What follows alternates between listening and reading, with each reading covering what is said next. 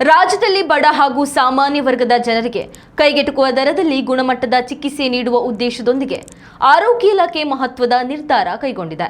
ಕೇವಲ ಖಾಸಗಿ ಆಸ್ಪತ್ರೆಗಳಲ್ಲಿ ಸೀಮಿತವಾಗಿದ್ದ ಮೊಣಕಾಲು ಹಾಗೂ ಸೊಂಟದ ಕೀಲು ಬದಲಿ ಶಸ್ತ್ರಚಿಕಿತ್ಸೆ ಇನ್ಮುಂದೆ ಸರ್ಕಾರಿ ಆಸ್ಪತ್ರೆಗಳಲ್ಲಿ ಉಚಿತವಾಗಿ ಲಭ್ಯವಿರಲಿದೆ. ಈ ಮೂಲಕ ಬಡ ರೋಗಿಗಳು ಅನಿವಾರ್ಯವಾಗಿ ಖಾಸಗಿ ಆಸ್ಪತ್ರೆಗಳಿಗೆ ಅವಲಂಬಿತವಾಗಿರುವುದಕ್ಕೆ ತಡೆ ನೀಡಿದ್ದೇವೆ ಎಂದು ಆರೋಗ್ಯ ಸಚಿವ ದಿನೇಶ್ ಗುಂಡೂರಾವ್ ಹೇಳಿದ್ದಾರೆ. ಈ ಹಿಂದೆ ಸರ್ಕಾರಿ ಆಸ್ಪತ್ರೆಗಳಿಗೆ ಬರುತ್ತಿದ್ದ 63% ರೋಗಿಗಳನ್ನು ಖಾಸಗಿ ಆಸ್ಪತ್ರೆಗಳಿಗೆ ಶಿಫಾರಸು ಮಾಡಲಾಗುತ್ತಿತ್ತು. ಇದರಿಂದ ಬಡ ರೋಗಿಗಳು ದೊಡ್ಡ ಮೊತ್ತದ ಹಣ ವ್ಯಯಿಸಬೇಕಾದ ಅನಿವಾರ್ಯತೆ ಇತ್ತು. ಈ ಸಮಸ್ಯೆಯನ್ನು ರಾಜ್ಯ ಸರ್ಕಾರ ಗಂಭೀರವಾಗಿ ಪರಿಗಣಿಸಿದ್ದು ಸರ್ಕಾರಿ ಆಸ್ಪತ್ರೆಗಳಲ್ಲಿ ಅತ್ಯಾಧುನಿಕ ಇಂಪ್ಲಾಂಟ್ಗಳು ಹಾಗೂ ಉಪಕರಣಗಳನ್ನು ಒದಗಿಸಿದೆ. ಈ ಮೂಲಕ ಸರ್ಕಾರಿ ಆಸ್ಪತ್ರೆಗಳ ಶಸ್ತ್ರಚಿಕಿತ್ಸೆಯ ಪಾಲು 35% 99% ಏರಿಕೆಯಾಗಿದೆ ಎಂದು ಸಚಿವ ದಿನೇಶ್ ಗುಂಡೂರಾವ್ ಮಾಹಿತಿ ನೀಡಿದರು.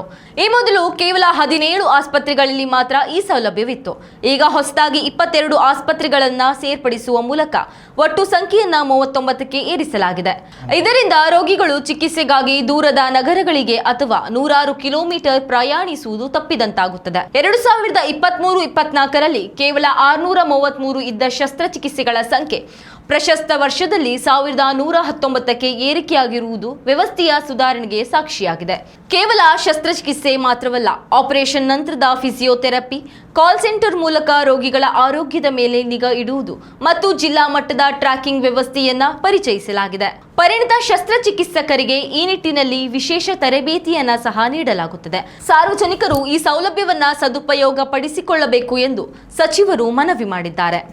ಉತ್ತಮ ಸಂಸ್ಕಾರಯುತ ಶಿಕ್ಷಣದೊಂದಿಗೆ VSS English medium CBSE school Udupi Muddur.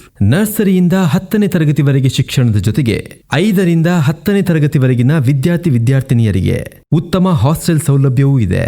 ನಿಮ್ಮ ಮಕ್ಕಳ ಪ್ರವೇಶಾತಿಗಾಗಿ ಈ ಸಂಖ್ಯೆಗೆ ಕರೆ ಮಾಡಿ.